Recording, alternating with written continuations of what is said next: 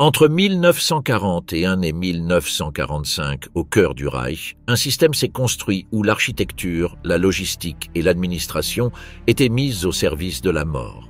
Il ne s'agissait pas d'une chaîne de meurtres spontanés, ni d'une succession de crimes désordonnés. C'était une machine conçue, construite et perfectionnée pour exterminer des êtres humains sans interruption, sans bruit, sans laisser de traces. Les plans étaient dessinés avec précision, les structures renforcées par des calculs millimétriques et les procédures exécutées avec une froideur quasi mécanique. Tout avait une utilité, des chambres souterraines aux conduits de ventilation, des rampes d'atterrissage aux ouvertures par lesquelles le gaz était introduit. À mesure que la fumée montait, les registres se remplissaient, les équipes s'acquittaient de leurs tâches et les corps disparaissaient selon des cycles chronométrés. Rien n'était laissé au hasard, la mort était devenue une routine. Et derrière chaque étape, chaque décision, chaque amélioration technique, des mains humaines construisaient, supervisaient et maintenaient la machine en marche. Cette histoire montre comment cela a été possible, sans jugement ni métaphore, uniquement avec des faits, des fragments et des vestiges. Architecture de l'extermination, conception et fonction des crématoires. Fin 1941, le bureau de construction du camp d'Auschwitz, connu sous le nom de Bauleitung, commença à recevoir des commandes spécifiques liées à l'agrandissement des installations d'extermination. Les premières étapes furent franchies avec l'élaboration des plans de nouveaux bâtiments qui, contrairement aux bunkers improvisés utilisés jusqu'alors, seraient conçus dès le départ pour faciliter le massacre. C'est dans ce contexte qu'apparurent les esquisses des futurs crématoires 2 et 3, structures dotées de sous-sols, de salles de déshabillage, de chambres à gaz et de fours crématoires, tous organisés en sous-sol et reliés entre eux. Le rôle de la Bauleitung était essentiel, car elle coordonnait non seulement la construction physique, mais aussi la gestion des contrats avec des entreprises civiles telles que Topf et Sun, chargées de la conception et de la fourniture des fours. Le plan de construction de ces crématoires fut approuvé en janvier 1942 et dès lors, des documents internes commencèrent à circuler, détaillant chaque aspect du processus. L'un des éléments les plus frappants de ces documents est l'absence de toute mention directe de la véritable fonction des bâtiments. Au lieu de faire référence à des meurtres ou à des exécutions, les plans utilisent des termes comme « Leichenkeller », qui signifie littéralement « cave à cadavres », mais qui, dans ce cas, faisait référence aux chambres à gaz. Cet usage délibéré d'un langage technique, neutre et administratif servait à dissimuler la véritable fonction du bâtiment, même aux ouvriers et techniciens qui ignoraient toute l'opération.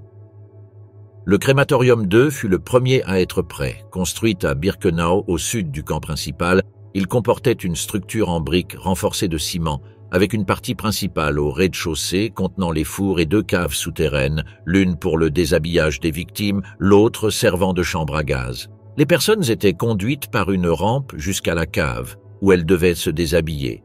Elles étaient ensuite conduites par un couloir jusqu'à l'autre cave, où se trouvaient les fausses douches et où, après avoir fermé les portes hermétiques, le gaz du cyclone B était introduit de l'extérieur par des ouvertures spéciales dans le toit. 5 unités d'incinération triple, conçues par Topf et Sun, ont été installées dans la salle des fours du crématorium 2, permettant de brûler jusqu'à 15 corps simultanément. Ces fours étaient reliés à une grande cheminée centrale par un système de conduits assurant un débit de fumée continu. Le bureau d'études a optimisé le temps de combustion afin de réduire au maximum la durée de chaque cycle, et les plans témoignent d'une volonté constante d'augmenter la cadence de traitement. De plus, un monte-charge a été ajouté entre les caves et la salle des fours afin d'accélérer le transfert des corps de la chambre à gaz vers les fours. Le crématorium 3 fut construit peu après, de conception quasi identique de l'autre côté du camp. Les 2 bâtiments fonctionnaient simultanément et de manière coordonnée, permettant un rythme d'extermination sans précédent jusqu'alors. La précision technique des plans est impressionnante. Chaque mesure, chaque ventilation, chaque fermeture de sécurité est notée en détail. Il ne s'agissait pas de structures improvisées, mais d'installations planifiées dès le départ pour un usage spécifique avec des calculs de capacité et de performance. Lors de l'inspection des machines à l'été 1942, les ingénieurs de Topf & Sun se rendirent à Auschwitz pour superviser l'assemblage final des fours. Parmi les documents conservés figurent des rapports techniques, des ordres d'expédition et des notes de service décrivant comment les fours devaient être allumés, entretenus et réglés pour garantir une incinération efficace. Il détaille même les procédures d'allumage des fours sans combustible supplémentaire, utilisant la graisse corporelle des victimes comme source d'énergie.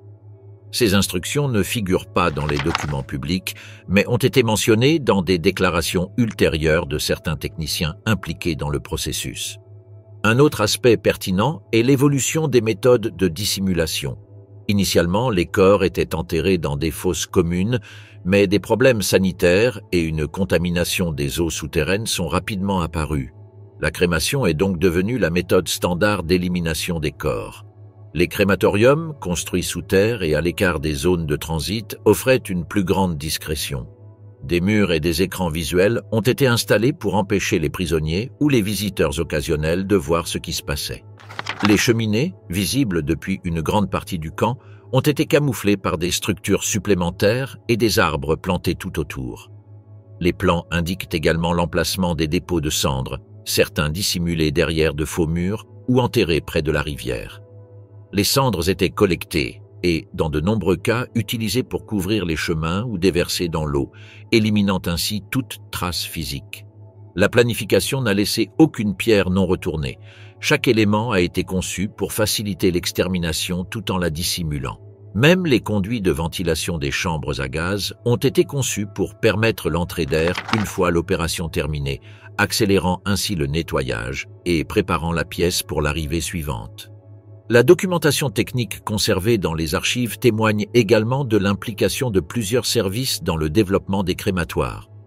La Bauleitung a collaboré avec la SS, les entreprises civiles et les laboratoires d'essais qui ont testé la résistance des matériaux utilisés. Des lettres échangées entre les services montrent comment des détails tels que l'épaisseur des murs, le type de briques réfractaires et l'emplacement des conduits de ventilation étaient discutés. Rien n'indique que les responsables aient éprouvé des remords ou des doutes quant à l'utilisation de ces installations. Tout a été géré comme tout autre projet de construction, avec des délais, des budgets et des examens techniques. Ces structures n'étaient ni improvisées, ni le fruit d'une urgence. Elles étaient le fruit de mois de planification et d'un travail collaboratif entre techniciens, ingénieurs et administrateurs, tous conscients de construire une installation dont le seul but était d'éliminer des êtres humains aussi rapidement et discrètement que possible. Ce qui n'était au départ qu'une série d'idées sur le papier est finalement devenu une machine de mort soigneusement assemblée, entretenue et perfectionnée pour remplir sa fonction sans interruption. Les chambres à gaz attenantes. Durant l'hiver 1941 à 1942, suite à la création du camp de Birkenau, plusieurs installations rudimentaires furent rapidement construites pour répondre au plan d'extermination en cours. Dans une zone boisée au nord du complexe, 2 bâtiments agricoles transformés en chambres à gaz furent érigés. Ces installations, appelées Bunker 1 et Bunker 2, furent adaptées à leur nouvelle fonction en quelques semaines seulement, sans infrastructure industrielle complexe ni dispositifs techniques sophistiqués. Il s'agissait de simples constructions rurales, aux murs épais, aux toits en pente et aux petites fenêtres étanches, conçues uniquement pour remplir leurs fonctions discrètement et rapidement. La transformation comprenait la division de l'intérieur en plusieurs pièces, le renforcement de la ventilation, l'installation de portes étanches et la percée de trous dans le plafond pour permettre l'introduction du gaz. Chacune de ces structures pouvait accueillir des centaines de personnes simultanément. La méthode utilisée était la même qu'à Chelmno. Les déportés étaient incités à entrer par la ruse, les portes étaient fermées, puis du zyklon B était lancé par les ouvertures, tandis que des opérateurs se tenaient à l'extérieur pour surveiller le chronométrage. Après l'opération, les pièces étaient ventilées et les Sonderkommando évacuaient les corps qui étaient enterrés dans des fosses à ciel ouvert à proximité. Ces bâtiments annexes servaient de solution temporaire jusqu'à l'achèvement des nouvelles installations de crémation. Le bunker. On commença à fonctionner au printemps 1942, suivi quelques mois plus tard par le bunker 2. Bien que fonctionnant en parallèle, ils différaient par leur structure et leur emplacement. Le premier était entouré d'arbres et de chemins ruraux, tandis que le second était plus proche du centre du camp et disposait d'une organisation interne plus précise. Dans les deux cas, l'objectif était le même, permettre une élimination massive sans délai, sans ressources industrielles et sans archives visibles. Il n'y avait ni panneaux de contrôle, ni techniciens spécialisés. Seulement des gardes, des gaziers et des prisonniers chargés de retirer les corps. Malgré leur rusticité, ces chambres, ils furent utilisées sans interruption pendant plusieurs mois. Alors que les nouvelles installations de crémation n'étaient pas encore prêtes, ces bunkers devinrent l'épine dorsale du système d'extermination de Birkenau. Durant cette période, des massacres à grande échelle eurent lieu, notamment contre des Juifs de Haute-Silésie, des régions orientales occupées et du ghetto de Térésine. Les chiffres n'ont jamais été officiellement enregistrés, mais les témoignages concordent, évoquant des milliers de victimes par semaine durant les mois les plus intenses. La logistique reposait sur l'utilisation de camions pour transporter les corps jusqu'aux fosses communes qui étaient ensuite recouvertes de chaux et de terre. Fin 1942, face à l'augmentation du nombre de corps, l'incinération à ciel ouvert fut décidée. Des grilles de fortune furent construites avec des rails de train au-dessus de tranchées creusées, où les corps étaient empilés les uns sur les autres, arrosés de combustible et allumés. La fumée était constante, l'odeur persistante, et la forêt environnante resta imprégnée pendant des jours. Pour éviter toute fuite d'informations, le périmètre était clôturé de barbelés, les déplacements restreints et le silence absolu imposé. Les prisonniers affectés à ces tâches vivaient isolés, sans contact avec les autres secteurs du camp. De temps à autre, ils étaient éliminés et remplacés par de nouveaux groupes afin d'empêcher la propagation de tout témoignage. La décision de construire ces chambres annexes ne résultait pas d'un ordre écrit centralisé, mais de la nécessité de poursuivre l'extermination sans interruption pendant l'achèvement des constructions plus importantes. Il s'agissait d'un compromis entre improvisation totale et organisation technique. Malgré leur caractère provisoire, elles fonctionnèrent de manière stable pendant plusieurs mois et leur structure fut maintenue même après la mise en service des crématoires plus grands. En effet, en période de forte affluence, les chambres principales ne suffisaient pas et les bunkers étaient réactivés en réserve. À plusieurs reprises, entre 1943 et 1944, notamment lors des déportations massives de Hongrie, le bunker 2 fut remis en service. Ses abords avaient alors été améliorés. Des clôtures plus hautes furent installées, l'intérieur repeint et des bancs furent ajoutés pour faire croire aux victimes qu'il s'agissait simplement d'une salle d'attente ou de toilette. À l'extérieur, des plantes et des panneaux aux messages rassurants étaient disposés, tandis que les files d'attente étaient organisées par sexe et par âge. Le fonctionnement était contrôlé par le personnel du camp, avec la collaboration forcée des prisonniers assignés. Chaque cycle suivait la même procédure, sans aucune interruption ni appel. Le gaz était évacué du toit, la fermeture était complète et une attente de 15 à 20 minutes était prévue pour la ventilation. Ensuite, les portes étaient ouvertes, le nettoyage commençait et le site était préparé pour le groupe suivant.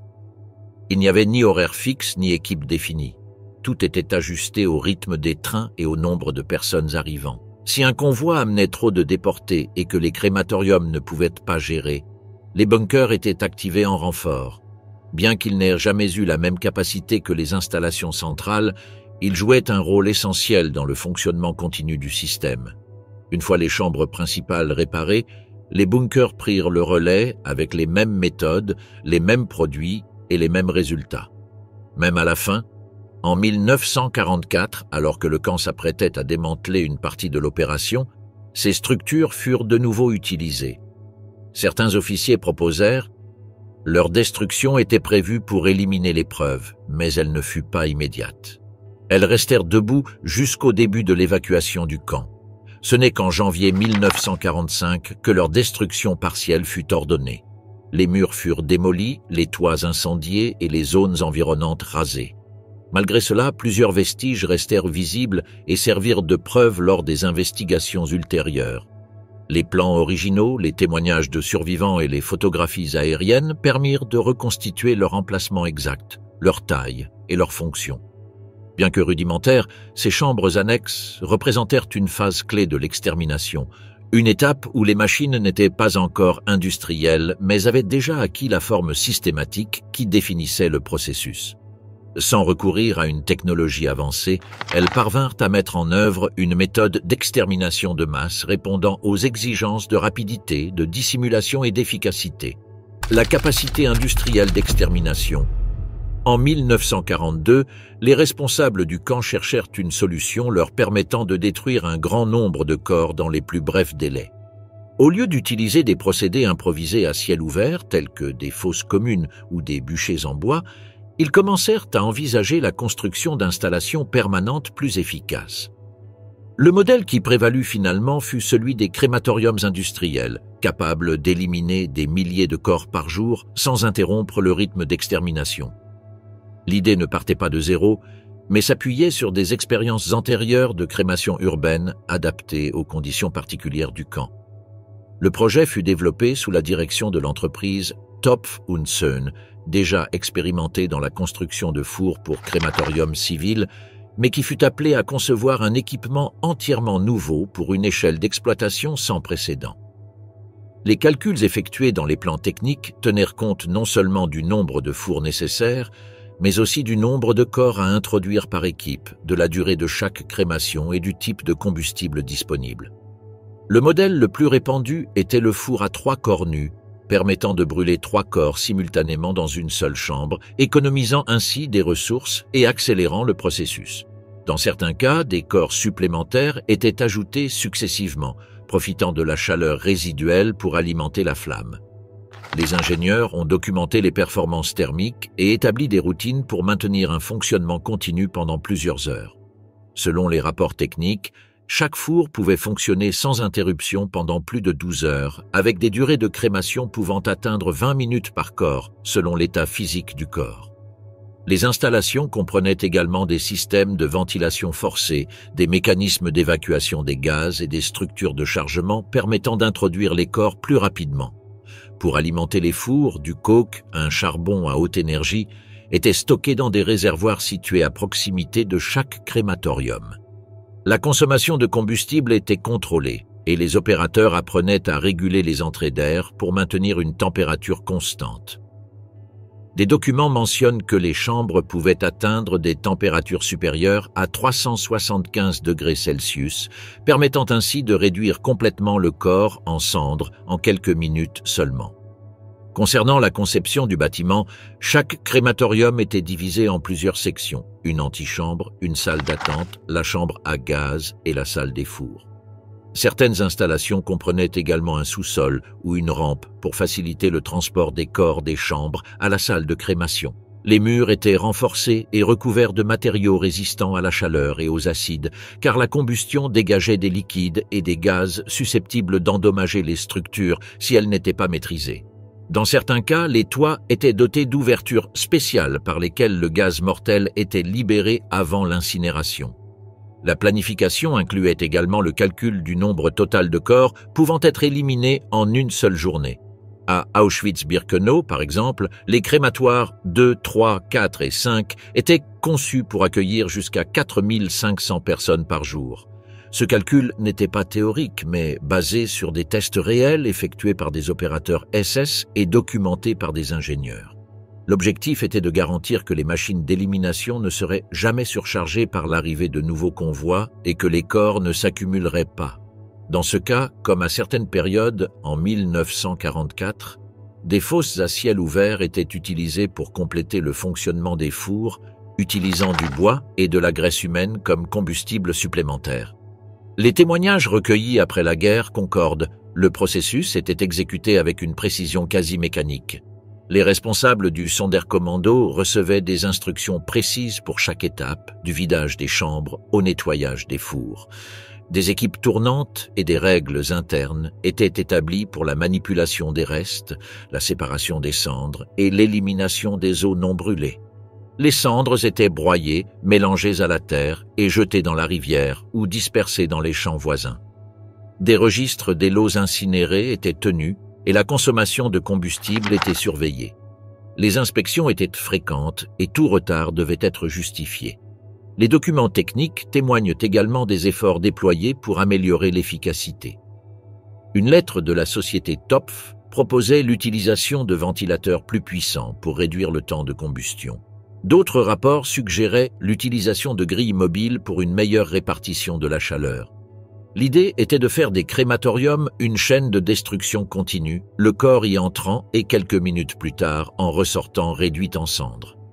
Cette logique industrielle marquait une différence fondamentale avec les autres méthodes de meurtre de masse utilisées à travers l'histoire.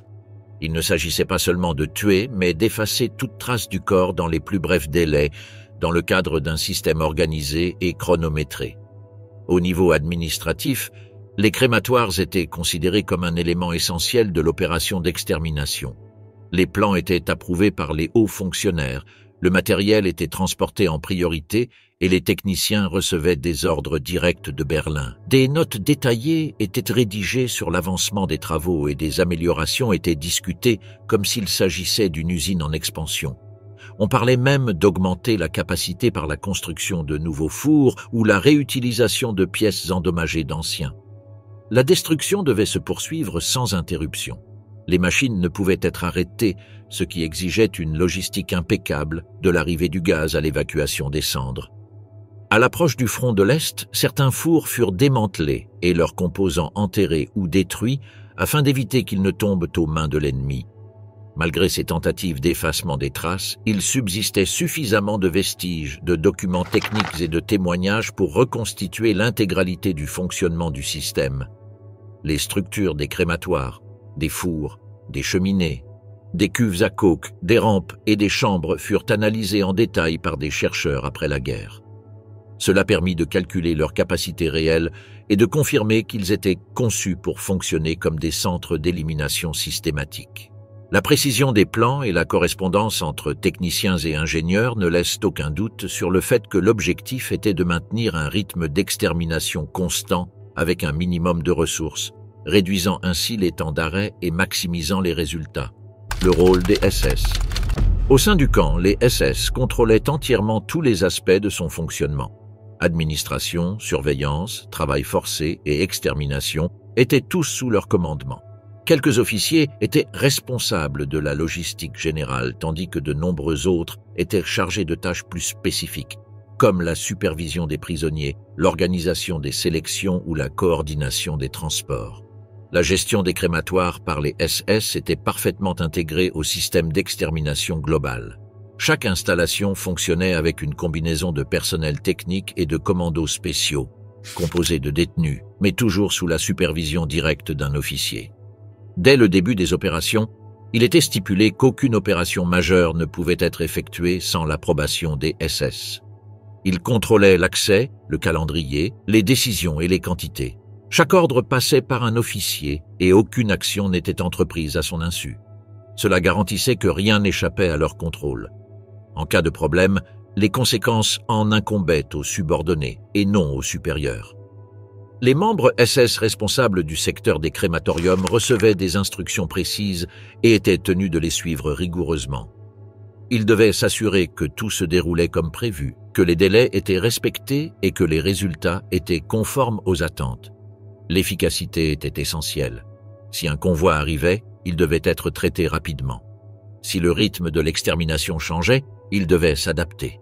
Chaque crématorium avait son officier attitré et chacun rendait compte à ses supérieurs. Bien que les Sonderkommandos soient ceux qui manipulèrent les corps et activèrent les fours, tout se faisait sous l'œil vigilant des SS. Ils n'étaient pas directement impliqués dans la manipulation, mais étaient présents à chaque étape importante. S'il fallait accélérer le processus, ils décidaient. Si quelque chose était retardé, ils donnaient l'ordre d'y remédier. En pratique, c'étaient eux qui commençaient et terminaient chaque journée de mise à mort. Outre le contrôle opérationnel, les SS étaient également chargés du maintien de l'ordre. Cela impliquait d'être attentif à tout signe de résistance ou de désobéissance parmi les prisonniers. Ils surveillaient notamment les Sonderkommandos, car ils connaissaient les rouages internes des détenus en détail, ce que les autres détenus ignoraient. Tout soupçon de contact avec d'autres groupes, de tentative d'évasion ou de fuite d'informations était passible de la peine de mort. Les officiers organisaient des inspections fréquentes, interrogeaient les prisonniers et vérifiaient constamment les lieux de travail. Ils ne laissaient aucune place au doute. Si un membre du Sonderkommando commettait une erreur, il était immédiatement remplacé. À certains moments, Les équipes étaient entièrement renouvelées, exécutant les plus anciens, afin d'éviter tout lien entre elles ou tout projet de rébellion. Cette rotation brutale faisait partie de la routine. La relation entre les officiers SS et le personnel technique était également cruciale. Pour que les fours fonctionnent comme prévu, une étroite coordination avec les ingénieurs et les constructeurs était nécessaire. Des entreprises extérieures, comme Topf et Sun, avaient envoyé des ouvriers au camp pour assembler les fours et installer les systèmes de ventilation et d'extraction. Bien qu'il s'agisse de civils, leur présence était réglementée par la SS. Aucun ouvrier ne pouvait se déplacer sans autorisation et chaque intervention était documentée et surveillée par un officier. Dans des rapports internes, les ingénieurs notaient qu'un officier SS observait constamment les tests. Cela garantissait que toute donnée, anomalie ou recommandation technique était immédiatement signalée. Si les fours n'atteignaient pas les performances attendues, les officiers exigeaient des explications et des améliorations. La pression était constante. Un autre aspect essentiel était la responsabilité directe des officiers dans le respect des quotas. Bien que les convois arrivaient de différentes régions, le commandant avait l'obligation de les traiter dans un délai limité. Pour ce faire, plusieurs chambres étaient parfois utilisées simultanément ou les journées de travail se prolongeaient tard dans la nuit. Dans ce cas, la présence SS autour des crématoires était renforcée, non seulement pour garantir le bon déroulement des opérations, mais aussi pour éviter que l'épuisement ou le désordre ne s'en mêlent. Les décisions les plus difficiles étaient prises à ces moments-là. Si une chambre ne pouvait accueillir plus de personnes, l'agent devait décider qui garder en attente, qui déplacer vers une autre zone, ou s'il fallait d'abord faire sortir les clients de la veille pour libérer de la place. Tout cela se déroulait en quelques heures, sans aucune marge d'erreur.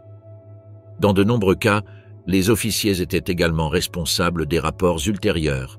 Chaque activité pertinente était consignée, date, heure, nombre de personnes traitées et conditions de fonctionnement des équipements. Bien que certaines données aient été masquées ou codées pour éviter les fuites, tout était consigné dans des documents internes. Certains de ces rapports ont survécu à la fin de la guerre et ont permis de reconstituer une partie des opérations. On y voit comment les officiers évaluaient l'efficacité des crématoires, proposaient des ajustements ou signalaient des pannes techniques. Cette documentation montre qu'il ne s'agissait pas d'improvisation, mais d'une machine planifiée, ajustée et contrôlée étape par étape. Le comportement des SS comportait également une composante psychologique. Bien qu'ils évitaient de s'impliquer directement dans les tâches les plus brutales, leur simple présence suffisait à maintenir la tension. Leur façon de parler, d'ordonner, de regarder et de punir créait une atmosphère où la peur servait d'outil de contrôle. Ils n'avaient pas besoin de frapper ou de tirer constamment. Un simple ordre suffisait. Ils savaient que si quelqu'un n'obéissait pas, il n'était pas nécessaire de le répéter. La punition était immédiate. Cette autorité silencieuse, presque automatique, leur donnait un sentiment de maîtrise absolue sur ce qui se passait à l'intérieur du camp. Dans les crématoires, cette attitude était encore plus manifeste. Ils entraient, observaient, donnaient des instructions et repartaient. Ils ne discutaient pas, ne bronchaient pas. Pour eux, cela faisait partie du travail. Au fil du temps, certains officiers en sont venus à considérer leur rôle comme une simple tâche au sein de l'appareil du Reich. Certains ont même demandé des mutations pour des raisons personnelles ou en quête de reconnaissance pour leurs performances. Leurs lettres, leurs candidatures et leurs dossiers administratifs montrent qu'ils considéraient leur rôle comme faisant partie d'une carrière. Ils ne se considéraient pas comme des criminels, mais plutôt comme des fonctionnaires remplissant une obligation. Cette froideur bureaucratique fut l'un des éléments qui permit au système de survivre si longtemps sans interruption. Les SS ne se contentèrent donc pas de participer à l'extermination. Ils l'organisèrent, la coordonnèrent et la supervisèrent. Leur rôle n'était pas secondaire. Ils étaient au cœur de tout. Des décisions les plus importantes aux plus infimes détails, rien n'échappait à leur contrôle. Chaque chambre, chaque four, chaque transport, chaque liste, chaque exécution était supervisée par un officier. Sans eux, rien n'aurait été possible. Et grâce à eux, tout fut mené avec une efficacité encore difficile à saisir aujourd'hui, le Sonderkommando. Les hommes du Sonderkommando n'étaient pas choisis de leur plein gré. À leur arrivée à Auschwitz, certains prisonniers, notamment les plus forts ou les plus résistants, étaient séparés sans explication. Peu après, ils découvraient que leur destin serait de travailler au cœur du système d'extermination. Leurs tâches comprenaient le fonctionnement des crématoires, l'assistance dans les chambres à gaz et l'élimination de toute trace des victimes. Ils étaient les témoins forcés d'un massacre, prisonniers d'un cycle de mort dont ils ne pouvaient ni s'échapper ni parler. Les membres du Sonderkommando étaient détenus dans des baraquements séparés du reste du camp, sous surveillance constante et avec un accès limité à l'extérieur. Leur routine était rigide et imposée. Le matin, on les conduisait au crématorium, où ils devaient attendre l'arrivée des trains. Lorsque les wagons s'arrêtaient et que les portes s'ouvraient, ils regardaient des centaines de personnes débarquer. La tromperie était omniprésente. On disait aux nouveaux arrivants qu'ils allaient prendre une douche, qu'ils devaient ranger leurs affaires et mémoriser l'endroit exact où ils les avaient déposés pour les récupérer plus tard. Certains y croyaient, d'autres étaient méfiants, mais personne ne pouvait s'échapper. Le Sonderkommando devait rester sur le côté, sans intervenir. Une fois les victimes enfermées dans les chambres et les portes fermées, un SS déclenchait le gaz. De l'extérieur, les prisonniers du Sonderkommando entendaient les cris, les coups, le silence final. Ce n'est qu'alors qu'ils pouvaient ouvrir les portes et commencer leur travail. La première étape consistait à retirer les corps.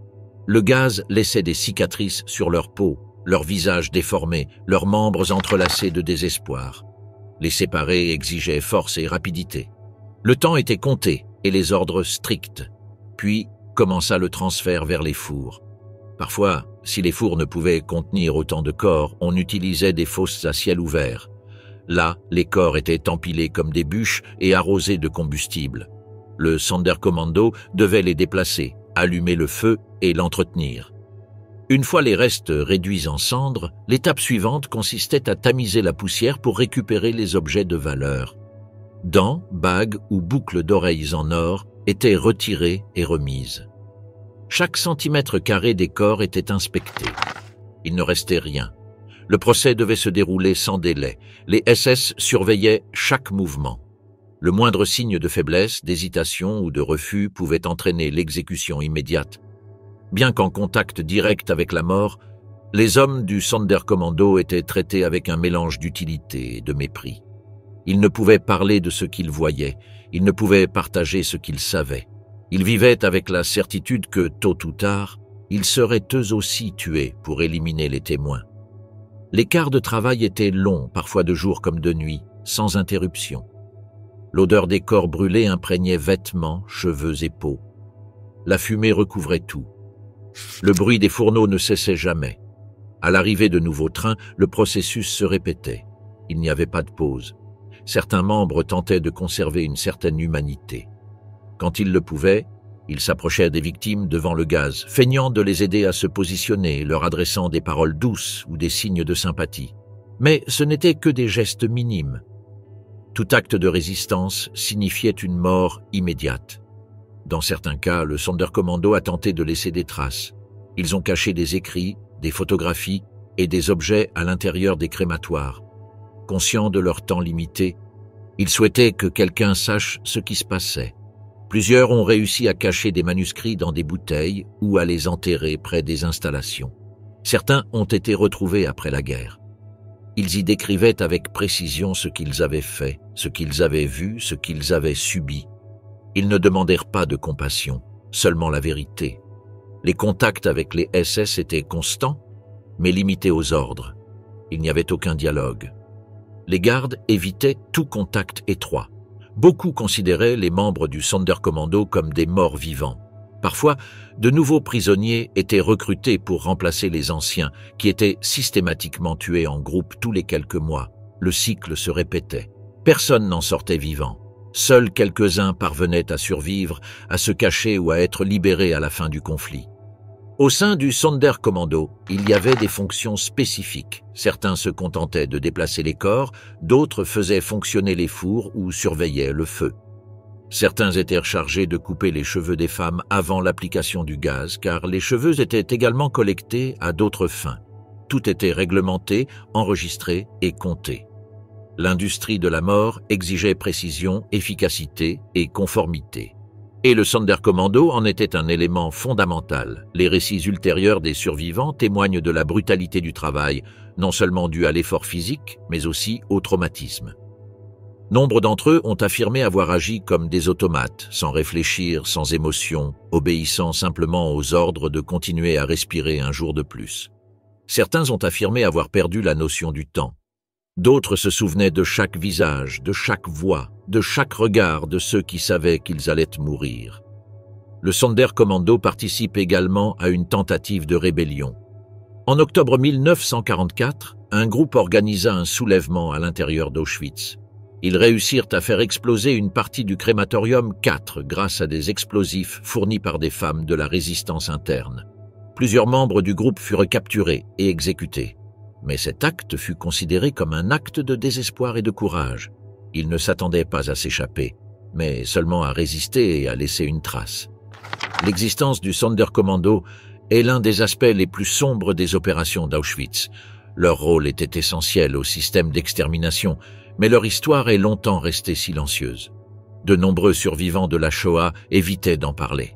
Certains les considéraient comme des complices, d'autres ne savaient pas comment comprendre leur expérience.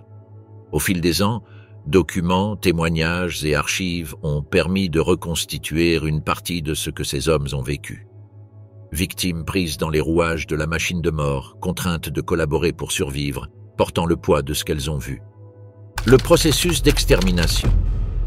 Lorsque les trains s'arrêtaient, les wagons étaient brusquement ouverts. Dans la plupart des cas, personne n'expliquait ce qui se passait. On n'entendait que des cris, des aboiements de chiens et des ordres lancés par les soldats.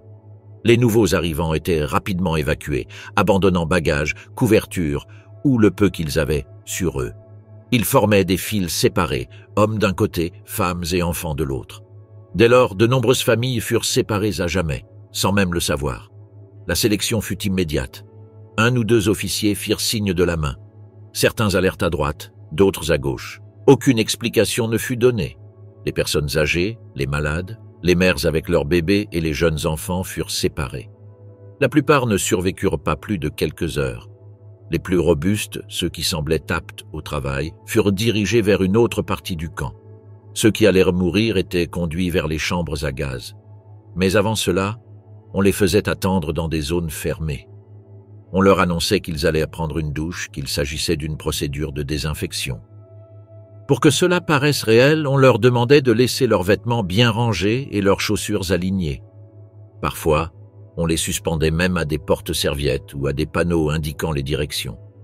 Tout était prévu pour éviter toute panique. Ils entrèrent nus, par groupes, dans une pièce qui ressemblait à des bains publics. Le plafond était bas, les murs étaient en ciment, certaines chambres étaient équipées de fausses douches ou de grilles au sol. De petites ouvertures au plafond étaient fermées par des bouchons de fer. Une fois la porte hermétiquement fermée de l'extérieur, les prisonniers étaient piégés. Les responsables du gazage, généralement des membres du Sonderkommando, reçurent le signal. Ils grimpèrent par une échelle extérieure ou une structure en béton et ouvrirent les trappes. Ils libérèrent des cristaux de Zyklon B, un produit autrefois utilisé comme insecticide. Ceux-ci se dissolvèrent sous l'effet de la chaleur et libérèrent un gaz mortel. En quelques minutes, les personnes présentes commencèrent à suffoquer. Le processus pouvait durer entre 15 et 30 minutes, selon le nombre de personnes et les conditions à l'intérieur de la chambre. De l'extérieur, certains entendirent des coups sur les murs, des cris, le bruit des clous sur le ciment. Puis, le silence. Alors seulement la porte s'ouvrit. Les corps étaient empilés, entrelacés avec des expressions d'angoisse, des signes de lutte. Les membres du Sonderkommando devaient les retirer les dents en or, couper les cheveux si nécessaire. C'était une tâche répétée chaque jour, sans relâche. Les corps étaient ensuite transportés vers les fours crématoires.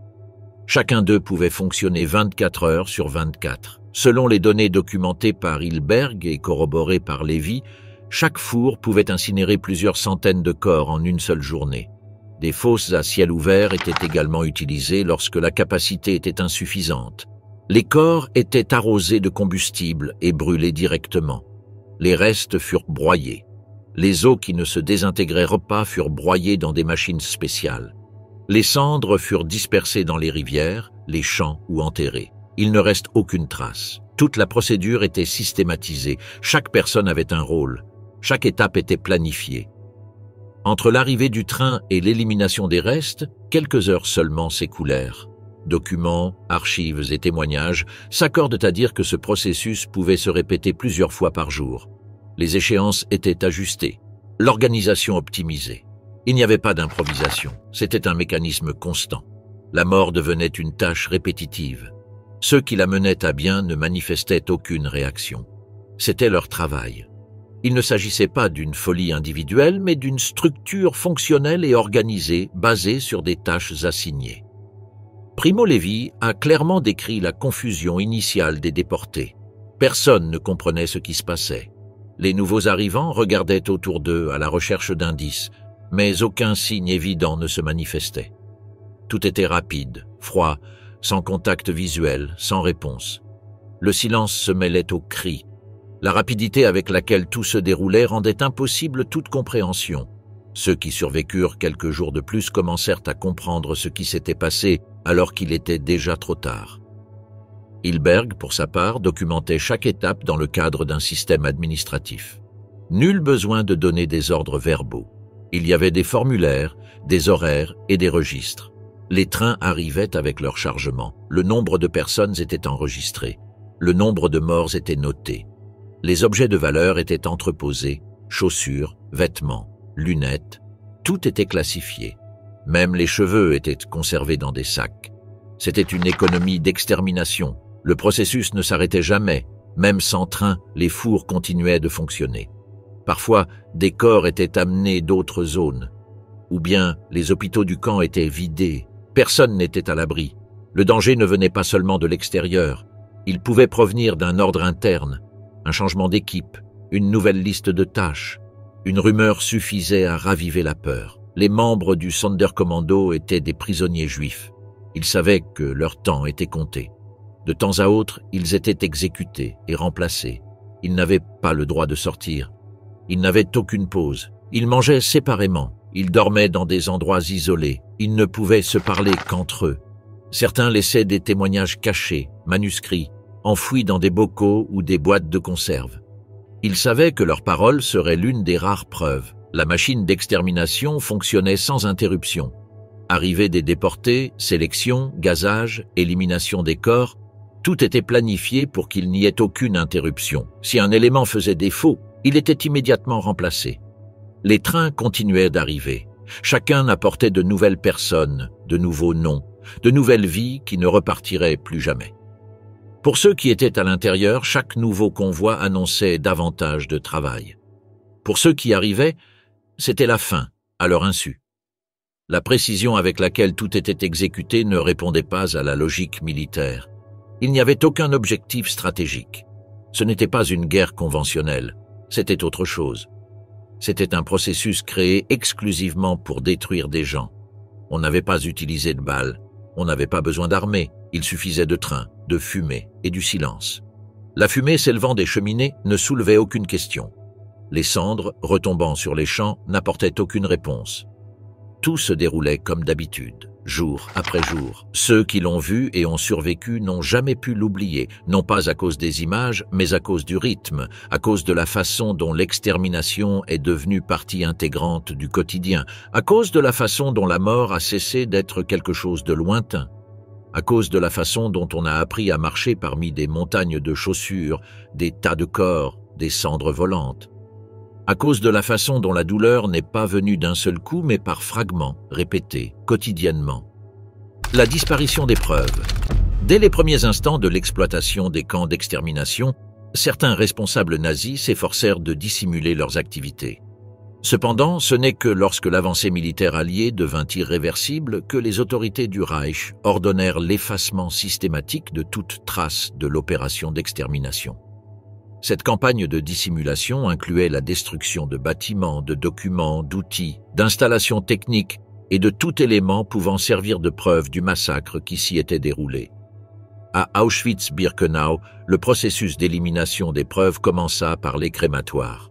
Entre l'été 1944 et janvier 1945, le démantèlement partiel ou total des chambres à gaz et des crématoires commença.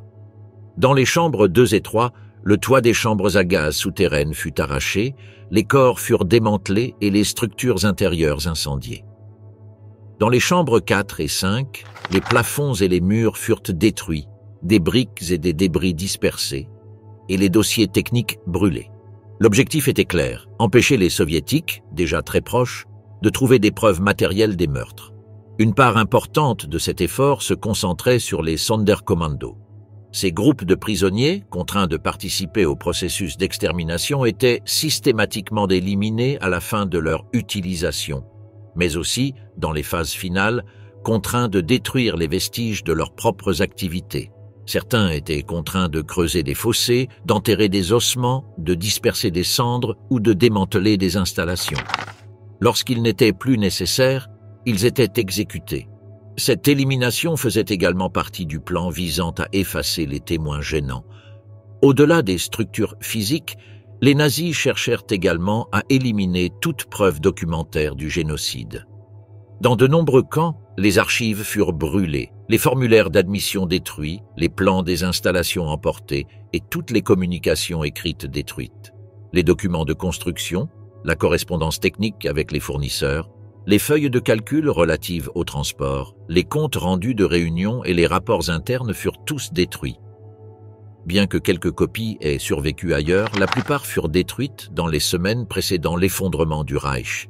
Ces mesures furent également appliquées sur d'autres sites où se trouvaient des camps d'extermination, comme Sobibor, Treblinka et Belzec.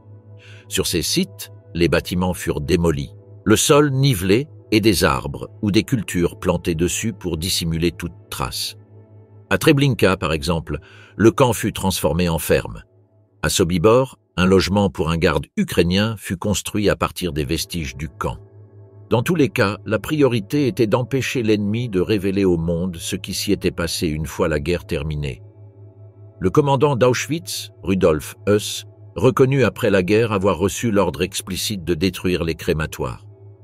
Dans ses mémoires, il fit part de son souci d'empêcher la découverte du système d'extermination de masse. Cette directive, venue de Berlin, émanait directement de hauts responsables SS et fut mise en œuvre dans l'urgence à l'approche de la fin.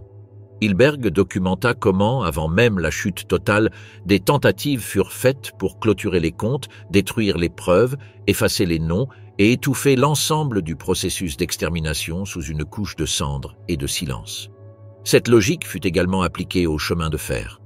De nombreux wagons utilisés pour les déportations furent renvoyés à leur lieu d'origine, d'autres furent démantelés. Les entreprises ayant collaboré à la fourniture de matériaux et d'équipements comme Topf et Söhne tentèrent d'éliminer les documents compromettants ou de nier leur implication. Plans, bons de commande et catalogues de pièces furent détruits et les ingénieurs impliqués furent dispersés. La collaboration civile à cette opération fut également dissimulée. À une échelle plus large, la destruction des preuves a également affecté la connaissance interne du processus. Certains officiers ont été mutés ou éliminés, d'autres ont reçu de nouvelles identités ou de faux documents. Des médecins et techniciens ont été envoyés au front ou affectés à d'autres unités. L'objectif n'était pas seulement physique, mais aussi symbolique. Empêcher que l'histoire ne soit reconstituée à travers les souvenirs des personnes impliquées. Cependant, tout n'a pas été effacé. La rapidité de l'avancée alliée et l'effondrement général de l'administration nazie ont empêché l'achèvement de la tâche. Certains crématoires sont restés partiellement intacts. D'autres ont été retrouvés avec des structures visibles.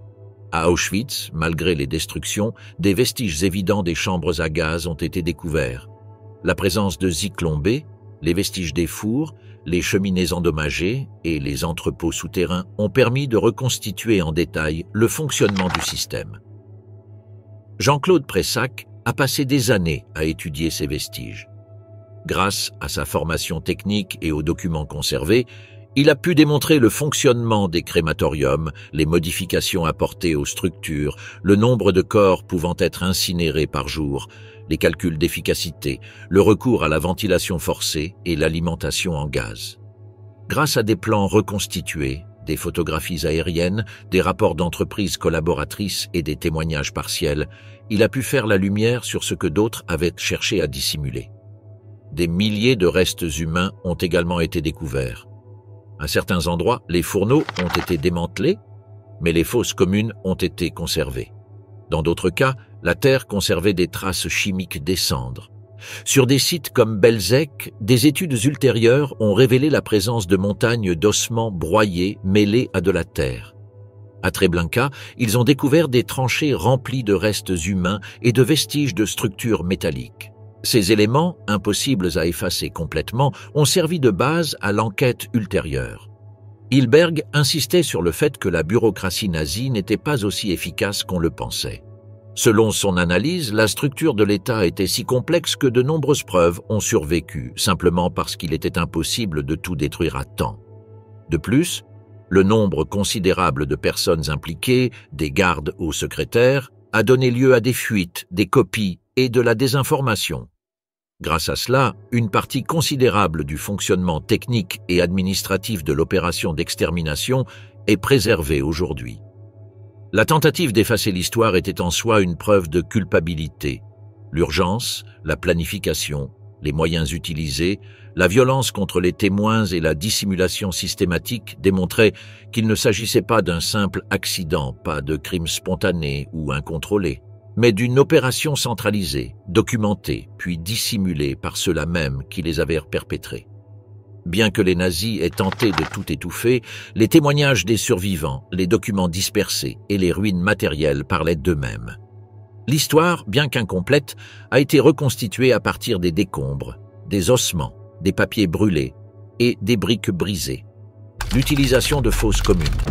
À de nombreuses reprises, au cours du processus d'extermination, les crématoires se sont avérés incapables d'absorber le nombre de corps générés par la machine à tuer. Dans ce cas, les autorités nazies ont eu recours à une méthode alternative, les fosses communes. Ces fosses creusées dans le sol sont devenues l'une des ressources les plus fréquemment utilisées lors des pics de massacres, notamment durant les premiers mois d'exploitation des centres d'extermination et lorsque l'infrastructure des fours était dépassée par la rapidité du massacre. Au premier jour d'Auschwitz-Birkenau, avant que les crématoires ne soient pleinement opérationnels, le sort des corps était presque toujours le même. De larges tranchées creusées près des bunkers à gaz improvisés. Comme l'a expliqué un membre du Sonderkommando, les corps étaient jetés les uns sur les autres, en rangées bien nettes, puis recouverts d'une couche de bois de chauffage et arrosés d'essence. Une fois le feu allumé, les corps commençaient lentement à se consumer. Les flammes et la fumée montaient pendant des jours. L'odeur nauséabonde était perceptible de loin.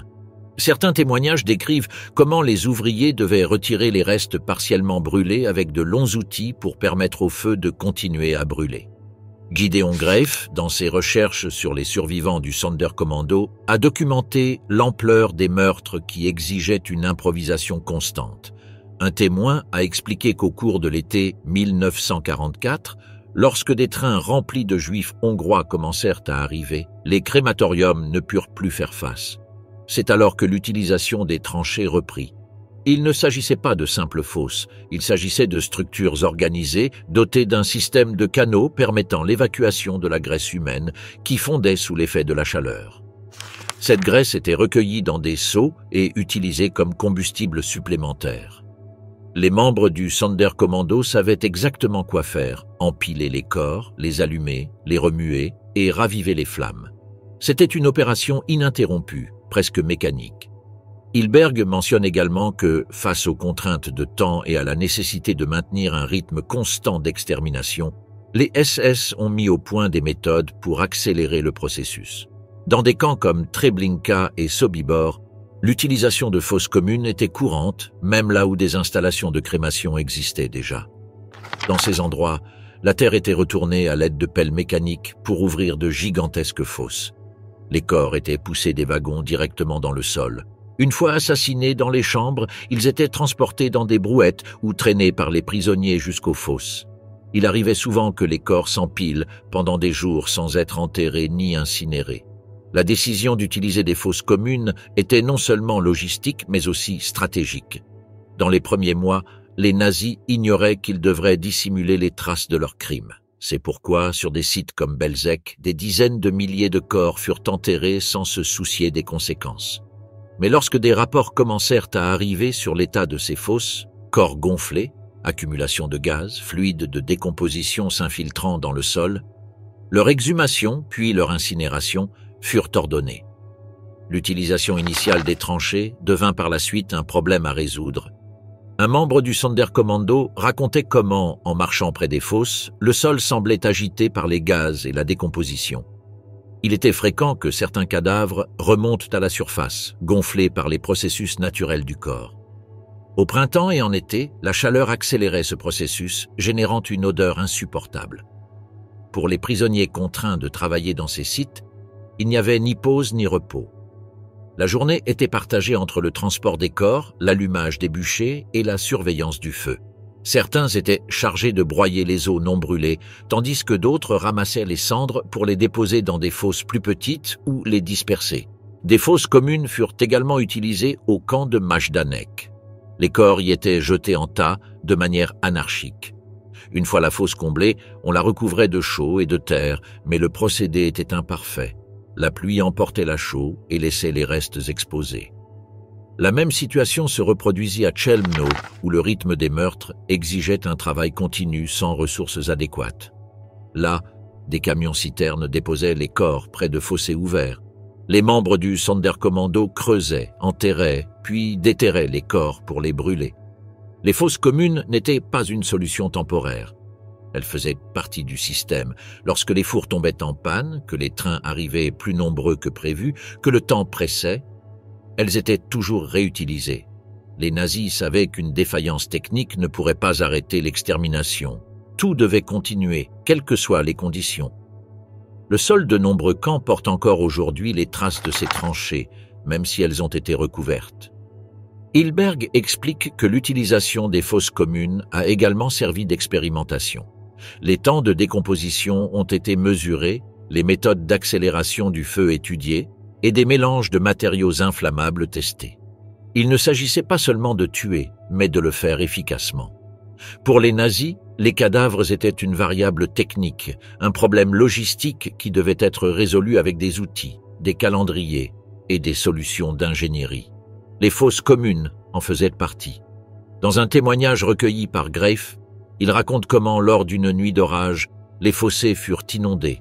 Les corps commencèrent à flotter et furent emportés par l'eau jusqu'aux abords de la forêt.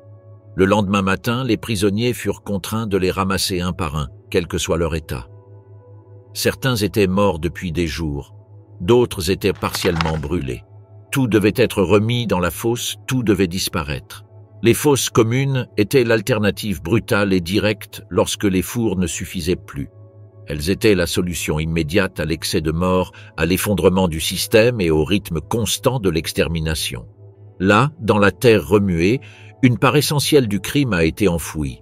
Elle n'était pas improvisée, elle faisait partie du plan. Et malgré les tentatives d'effacement, leurs traces demeurent. Fumée perpétuelle et langage du cynisme nazi. Dès le début, les prisonniers descendant des wagons remarquèrent l'air lourd, une odeur dense et persistante qui imprégnait leurs vêtements, leurs gorges et leurs pensées. Personne ne disait ce que c'était, mais ce n'était pas nécessaire. Un épais brouillard s'élevait constamment des cheminées, et de nombreux prisonniers savaient, ou finirent par comprendre, ce que cela signifiait. Primo Levi décrivit qu'il ne s'agissait pas seulement de fumée, mais de la façon dont elle semblait annoncer naturellement la mort, comme si elle faisait partie intégrante de l'environnement. Le ciel au-dessus d'Auschwitz n'était pas seulement gris, c'était un ciel de cendres et c'était le décor de la vie quotidienne. Selon des témoins du Sonderkommando comme Philipp Müller, même les nouveaux arrivants étaient conscients de l'odeur, même s'ils n'en comprenaient pas immédiatement la source. Certains posaient des questions, d'autres restaient silencieux. La puanteur était constante, un mélange de chair brûlée, de graisse, de cheveux et de cendres, flottant dans l'air, faisant partie du paysage invisible du crime. La fumée ne cessait jamais. Jour et nuit, les cheminées du crématorium fonctionnaient. Lorsqu'elles ne fonctionnaient pas, les corps étaient incinérés à l'air libre, dans des tranchées creusées près des fours ou directement dans la forêt derrière Birkenau, lorsque la cadence des transports dépassait la capacité de crémation. Gideon Greif a recueilli des dizaines de témoignages qui concordent tous. La fumée faisait partie intégrante de l'environnement, comme les cris, les aboiements des chiens, comme les ordres. Personne n'en parlait ouvertement, mais tout le monde le savait. Certains membres du Sonderkommando avouaient que, même en mangeant, la fumée persistait. Impossible d'y échapper. Elle pénétrait les poumons, la mémoire, la conscience. Il n'y avait de répit ni pour les vivants, ni pour les morts. Dans ce contexte d'extermination industrialisée, l'aspect le plus pervers résidait non seulement dans l'ampleur, mais aussi dans le langage. Comme le montre Hilberg, les ordres de meurtre n'utilisaient pas de mots clairs. Ils ne disaient pas « tuer ». Ils parlaient de « solution finale », évacuation, réinstallation, traitement spécial. À chaque phase du crime correspondait son euphémisme. Pour Claudia Kunz, il ne s'agissait pas seulement d'une stratégie tactique, mais d'une partie intégrante de la pensée bureaucratique nazie. L'extermination était menée à l'aide de formulaires, de calendriers, de tampons et d'un langage administratif. Le recours systématique à des formalités administratives déshumanisantes a permis à des milliers de fonctionnaires de participer au crime, sans avoir à se confronter moralement à ce qu'ils faisaient réellement. Primo Levi a souligné cette déconnexion avec une ironie amère. Lorsque les Allemands parlaient de « transfert vers l'Est », les déportés ne savaient pas que cela signifiait la mort. Lorsqu'ils entendaient « douche », ils pensaient à l'hygiène, pas au gaz. Lorsqu'ils entendaient « travail de rééducation », ils pensaient qu'ils allaient être utilisés comme ouvriers. Cette ambiguïté délibérée rendait le système encore plus cruel. C'était un crime qui non seulement tuait, mais qui le faisait en mentant jusqu'à la dernière seconde. Le langage ne servait pas à informer, mais à dissimuler, à masquer l'horreur avec des mots fonctionnels. Et le plus dévastateur, c'est que cela fonctionnait. De nombreux prisonniers descendèrent des trains sans savoir qu'ils allèrent mourir quelques minutes plus tard. Dans les témoignages recueillis par Greif, des membres du Sonderkommando ont raconté comment, alors qu'ils guidaient les nouveaux arrivants vers les chambres, ils évitaient de parler. Certains le faisaient par peur, d'autres par compassion, d'autres encore par simple épuisement émotionnel. Il arrivait que quelqu'un demande ce que signifiait la fumée ou pourquoi elle sentait cette odeur, et la réponse pouvait être le silence ou un pieux mensonge. Mais le système ne nécessitait pas beaucoup d'explications. Le délai entre l'arrivée et l'exécution était si court qu'il ne laissait aucune place aux questions. Les enfants étaient séparés, les personnes âgées séparées, et les femmes étaient déshabillées en quelques minutes. Il n'y avait pas le temps de réfléchir. Personne n'était là pour expliquer ce qui allait se passer. Et pourtant, la fumée en disait long. Le contraste entre l'horreur vécue et la normalisation institutionnelle se percevait également dans l'esthétique du lieu. Certains survivants ont décrit les jardins du camp comme étant bien entretenus, avec des fleurs et une pelouse impeccablement tondue. Les bâtiments administratifs étaient propres et rangés. Le bureau où étaient signés les ordres de transport était équipé d'étagères, de tableaux et d'horloges. Il n'y avait pas de sang. Il n'y avait pas de cris, seulement des listes, des plannings, des cartes. Cette distance physique et morale entre les lieux de décision et les lieux d'exécution était intentionnelle. Comme le montre Hilberg, le système était conçu pour que chaque pièce remplisse sa fonction sans voir l'ensemble. Le conducteur du train ne voyait pas la chambre à gaz, le comptable ne voyait pas les cadavres. L'architecte du crématorium ne voyait pas les visages. Ainsi, des milliers de personnes ont pu participer à un génocide sans en assumer la responsabilité directe, protégée par un langage qui transformait le meurtre en statistique. Les membres du Sonderkommando étaient repris entre deux feux. Ils voyaient la fumée, le feu, les corps, et entendaient aussi les ordres techniques. Ils étaient témoins de la brutalité du meurtre et de sa transformation en routine. Selon Greif, nombre d'entre eux ont fini par perdre la notion du temps, du langage et même de leur propre identité. L'un d'eux se souvenait qu'il ne pouvait regarder le ciel sans le croire rempli de cendres humaines. Un autre racontait qu'il ne mangeait pas de pain sans penser que ses mains avaient touché des cadavres quelques minutes auparavant. Il vivait dans un monde où le langage avait perdu son sens, où les mots n'étaient que des excuses et où la vérité se dissimulait derrière des formes. Le cynisme nazi n'affectait pas seulement les bourreaux, il affectait aussi les victimes. En utilisant des termes techniques pour masquer la réalité, le système niait jusqu'au droit de comprendre ce que chacun souffrait. De nombreux survivants, comme Lévy, expliquent que la véritable horreur n'était pas seulement de mourir, mais de ne pas savoir pourquoi, comment, ni quand. D'être traité comme une chose, comme un numéro, comme un élément d'un processus logistique, sans visage et sans explication. Et dans ce contexte, la fumée du crématorium est devenue le seul témoin constant. Une présence silencieuse qui exprimait, sans mots, ce que le langage officiel refusait de dire.